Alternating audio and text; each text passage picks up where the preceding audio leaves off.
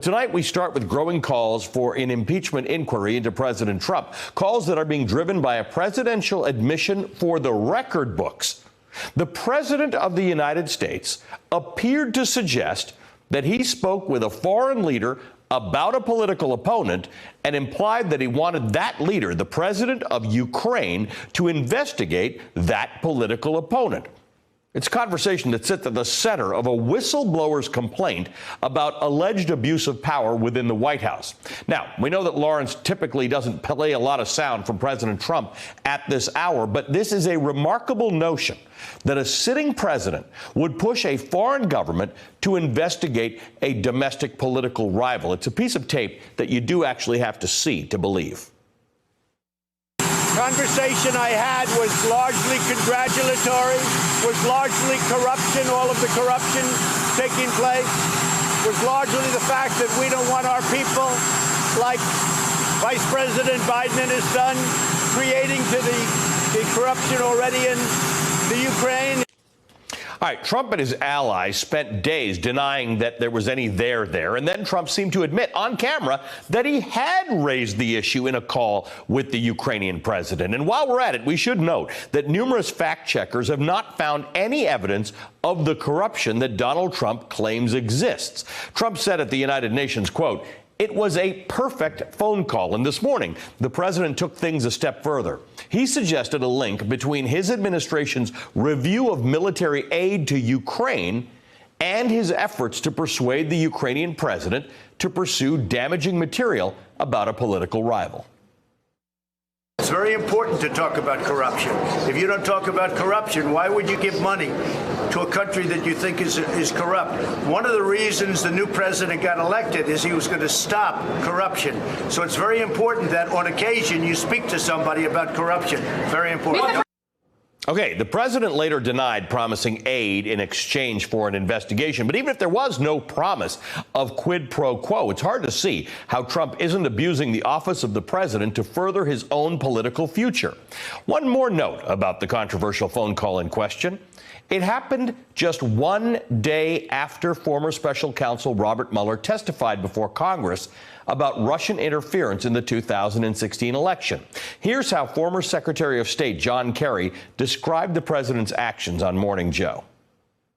My reaction is one of absolute shock and amazement that apparently within hours of days of the Mueller testimony, the president is on the telephone putting American foreign policy in hock while he extorts the leader of another country to Russia's advantage, I might add. I mean, here's another instance of the president putting the heat on saying to the country we're trying to help resist Russia, and he turns around and says, "I'm going to take your aid away unless you become the opposition research center for my campaign for President of the United States." That is a fundamental, profound abuse of power. All right, tonight NBC News is reporting that House Democratic leaders have called a members-only caucus meeting tomorrow afternoon to discuss both the impeachment inquiry and congressional investigations into Trump ahead of Acting Director of National Intelligence Joseph Maguire's appearance in front of the House Intelligence Committee on Thursday. Now, that meeting was announced as more Democrats have come out in support of an impeachment inquiry against President Trump in the wake of these revelations about his conversation with the president of Ukraine. Joining me now, Democratic Congresswoman Debbie Dingell of Michigan. She is a member of the House Democratic leadership, and Congressman Bill Foster of Illinois. He's a member of the Financial Services Committee, and he does support an impeachment inquiry against President Trump. Welcome to both of you. Thank you for joining us tonight. Congresswoman Dingell, good to see you again. Thank you for being with us. You have been You've been cautious about talking about impeachment. You are one of those people who has believed that, look, maybe your constituents and their particular needs in Michigan are not met by an impeachment inquiry. Now there's more to talk about on that front. Does that have any influence on your thinking? What's happened in the last week greatly disturbs me. I had said yesterday, and I'm just going to be very frank tonight, we are a divided country, and that scares me. But we cannot be divided on following the rule of law. And what we have heard in the last week is deeply disturbing. As members of Congress, we have a fundamental responsibility to protect our national security and to protect the Constitution. We have no choice now but to launch a investigation that is going to give us the facts. That is our moral responsibility. So I guess I'm joining with many of my other colleagues. And I hope my Republican colleagues will think about this, because they too need to be concerned about the rule of the law. When you say this to your Republican colleagues, what's the thing about this that pushes you into that camp that says we need to begin an inquiry? What's different about this? What is it that you want Republicans who have until now not budged on this, with the exception of one member of Congress? What is it about this particular revelation that makes it so much more serious for you and others? So I remember a long time ago, not that long ago, but I worked for Senator Bob Griffin. And I was just was a senior in high school, actually, but at the time, the Watergate investigation was going on, and I flew back with him from Michigan to Washington the day that he announced that he thought that Richard Nixon should resign. And he had a long talk with me that day about honesty and integrity. But when people heard those Watergate tapes and saw the facts, Republicans, there hadn't been a single Republican in that direction. They heard the tapes, and Richard Nixon resigned in 17 days. We are being given facts now. We are being told that our president is talking to a leader of another country, taking dollars that have been appropriated by the United States Congress to protect us militarily and part of the whole, our foreign policy, and he's using them to blackmail a president of another country. That's simply not okay. Congresswoman, you are now saying that you do favor an investigation. What does that mean technically for you? Do you tell, you're a member of leadership, what does that mean? You're having this meeting with caucus members tomorrow. What do you do something ahead of that? Do you tell somebody? Well, I told leadership tonight that I was going to be talking about this tonight. And if you read the New York Times, you heard that I was going in that direction. But I've probably talked to 30 or 40 members in the last 48 hours. There are a lot of members that are deeply disturbed about what is happening. And by the way, we still have to make sure. Richard Nixon created the EPA. He went to China. He did Title IX. He did a lot of things as this investigation was going on. We still have responsibility to lower drug prices for our constituents, to get a trade deal that's going to help those striking UAW workers. But we have a moral responsibility to protect our Constitution, and our job is to protect our national security. And when you call for an investigation, in your mind, is that the same as an impeachment investigation? It's the same thing, yes. Okay. Representative Foster, thank you for joining us. You had been in favor of an impeachment inquiry or an impeachment investigation until now. Tell me what you make of what you have learned. Well, I think for most members, it's not really an issue just of criminality. After all, Michael Cohen is in jail today for things he did at the direction of President Trump. But the way our system works is that it is a political decision jointly held between the Senate and the House. And we have to have both branches of the legislature come together with an agreement that the criminality exists and is of a high enough level that the person should be removed from office so that he can stand trial in the normal criminal courts. And that is the tough part of this, I think, for many members of Congress, because there's frankly a political danger here.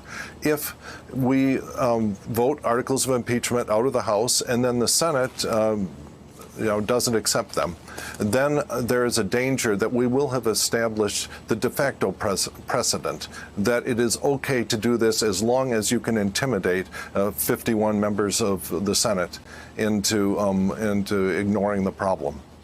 Let me just bring you up to speed on more breaking news that we have on this story. The Washington Post is now reporting Trump ordered a hold on military aid days before calling Ukrainian president. That's according to officials. This is just being reported by the Washington Post. It says that, Congresswoman Dingell, it says President Trump told his acting chief of staff, Mick Mulvaney, to hold back almost $400 million in military aid for Ukraine, at least a week before a phone call in which Trump is said to have pressured the Ukrainian president to investigate the son of former Vice President Joe Biden, according to 3 senior administration officials.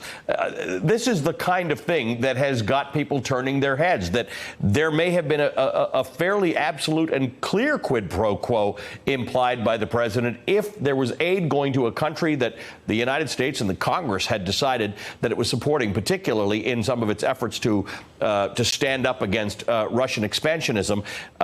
And then this was held off, and then a request goes to the president of that country. It's sort of unheard of in American democracy. Well, that's why we have to see the complaint. You know, we have to see the whistleblower's complaint. We have to see the details, and we have to see the potentially multiple actions that the president has taken, which have been alluded to in some of the press coverage here. Congresswoman Dingell?